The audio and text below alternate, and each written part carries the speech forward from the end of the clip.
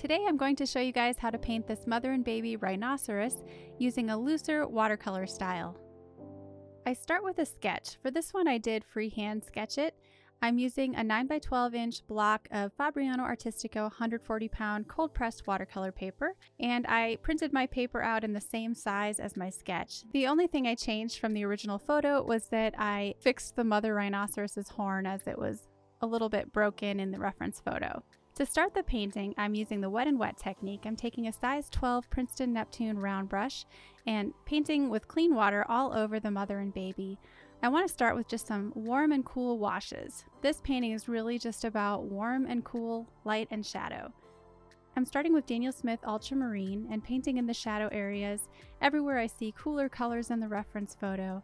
Most of the shadows are on the left side of the animals. The sunlight is coming from the right side up above, and so it's important to know where your light source is when you're starting to block in your lights and shadows. On the light side of the rhinoceros, you can see my values are a little bit lighter, but I'm still using ultramarine. And then for the baby, I'm blocking in the darkest shapes, again with ultramarine, but varying my values based on what I see in the reference photo. The next color I'm applying is Holbein Yellow Ochre, and this is going to be my main warm color for the painting. I'm using this color to fill in any areas that maybe I didn't paint with the ultramarine, overlapping slightly in some areas, but not too much. I don't want it to look greenish. So I'm applying this warm yellow ochre mostly in the light areas, but in some of the shadow areas where I see a darker, warmer value. I'll have to go over that later with other colors as well, but for now it's really nice just to get some color down and to see the direction that I'll be taking the painting. Look for areas in your reference photo where there's reflected light, where there's more vibrant pops of color, and you can start to paint those in right away. Here on the left side of the mother's face, I'm applying darker yellow ochre around her eye. And now I'm mixing up some black. This is a combination of Daniel Smith Indigo and Burnt Umber. And with this dark black, I'm painting the inside of the left ear, and then touching a little bit more watered down indigo right up next to that so that we have this blend of light and dark color all within the shadow shape. Using my Lebenzen small stiff white synthetic brush, I'm applying a little bit of texture in the light spots in the ears, and then I'm switching back to my other round brushes to start applying dark paint. When you have to do a lot of blending with light and dark colors, it's helpful to have two different brushes on hand, one for your dark color and another with less paint in it so that you can blend with that one. I use this technique a lot when I have a lot of blending I need to do. This left side of the mother needs to be really dark, so I'm using lots of indigo and burnt umber. These are serving as my warm and cool colors in the shadows. I'm continuing to build up the values in those shadow shapes and using some dry brush technique on the legs. I don't want the legs to be overly defined, they're just going to kind of wash out into the background. On the top of the head, I'm continuing to build up the layers, again alternating between warm colors and cool colors. My warm colors, of course, are my burnt umber and yellow ochre, and my cool colors are my ultramarine and indigo. These are the four main colors I used for the whole painting. Using my Lebenzen brush and my silver black velvet round brush, I'm applying little wrinkle shapes. It's important when you have an animal with lots of details and wrinkles in the skin to identify those details that are the most important, the ones that maybe you still see when you squint at your reference photos, and those are the ones you want to include. Wherever possible, add brilliant pops of color. I'm adding a lot of little pops of ultramarine throughout this painting because I just love how that looks, and big sweeping brush strokes to keep it loose and expressive. Along the side of the head, I'm slowing down a little bit more, carefully looking at my reference photo for all those details. The horn is pretty much perfectly separated down the middle between light and shadow, but you want it to look smooth and connected, so make sure to blend gently along that center line. And make sure the horn is dark enough so that it matches the darker values of the shadow shapes on the left side.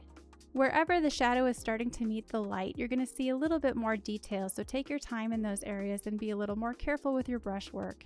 On the left side of the nose and mouth of the mother rhinoceros, it's mostly in shadow, but there's one little speck of light I'm being careful to paint around, and I am including some of the darkest wrinkles in the shadow shape. Try not to look too deeply into the shadows, only include those details that are most important. The focal point of this painting is the mother and baby in the areas that are in the light, that connection between their faces. So that's going to be the area that's going to need the most detail and attention. As we work towards the lighter side of the animals, we're going to use more midtones and start to slow down, use a smaller brush. I'm just applying more watered down versions of my indigo and burnt umber combinations, which creates a really nice neutral gray. For the shadow that's cast by the right ear, I'm pretty much filling it in with solid indigo. The inner ear needs to be just as dark as the left ear, so with that area, I'm applying my combination of burnt umber and indigo. I'm changing my painting slightly from the reference photo in that I'm bringing the horn just a little bit above the shadow shape so that they're not touching at a perfect angle. Using a fine brush, I'm beginning to add more of the detail and texture of the mother's skin. You can use all kinds of varied brush strokes to get these effects. For the wrinkles around the eye and around the mouth, these can be a little bit stronger brush strokes, more distinctive, and a little bit broader, depending of course on what you're seeing in the reference photo. Take your time with these wonderful wrinkles in the face. They really are adding so much beauty and detail and character to these animals. Filling in the nostril and all of these dark shadows that are cast on the mother's body, I'm using my indigo burnt umber combination for black. With all of these intricate lines and shadow shapes, try to look for connections. What I mean is, if you can see any areas where the black is touching another area of black, play that up and connect it with your brush strokes. You don't want to have any jarring separations between light and shadow unless, of course, that is where you want to attract attention. So keep that in mind as you're designing your composition. For these shadow shapes in the front of the nose, I'm applying more midtones to make them look a little more three-dimensional. Make sure that your brush is missing certain areas, that there are areas of the paper that are completely exposed and not touched by the paint so that they're pure white and have that beautiful luminous quality that's so wonderful to watercolor. I'm finishing up the details here with more midtones. And then for a fun effect at the bottom of the painting, I'm going to do some drip effects. I like to pre-wet the paper and decide where those drips are going to go, because wherever the water goes, the paint will flow.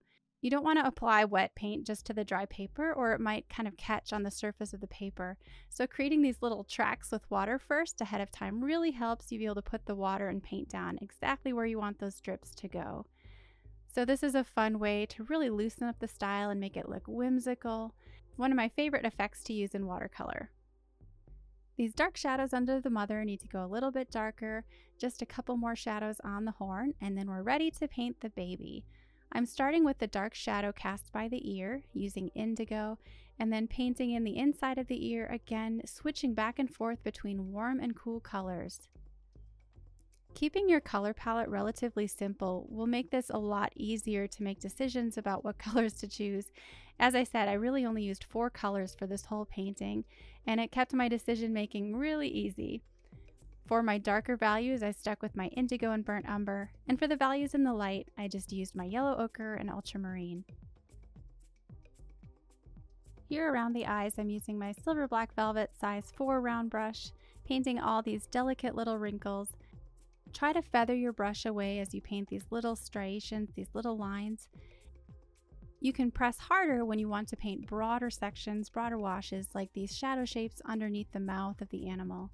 Notice I'm leaving a little rim of light under the rhino's head, and this is where some reflected light is bouncing back on the animal in the shadow, but it's still not nearly as light as any of the areas in the light. For more texture along the face, I'm using some cross-hatching techniques. Anywhere that you want to darken an area, you can use that cross-hatching method. In general, the baby rhinoceros didn't have quite as many colors in its head, and it was pretty simple and straightforward to paint after painting the mother. Here I'm adding a few more pops of that ultramarine just to give it some lovely colors and to make it match the mother. Always be looking for color harmony all throughout your painting. These midtones are really helping it come to life. And then for the last detail on the animals, I'm applying a dark shadow underneath the baby. I start with indigo for the darkest areas and wrinkles, and then apply some burnt umber to balance out that shadow again with warm and cool. I'm just loving the play of warm and cool in this painting. It's probably my favorite thing about it. And then applying some really quick, broad brush strokes. I decided to add one color for the background. This is Holbein Permanent Green No. 1. It's a lovely spring green, and I'm just using loose, brushy, wet on dry techniques to paint on some color in the background. And then I needed to add a little bit more of a connection between the two animals. So I washed out the colors, the browns in between their bodies. And there is our finished rhinoceros mother and baby. I hope you guys enjoyed this video. Thanks for watching and see you soon.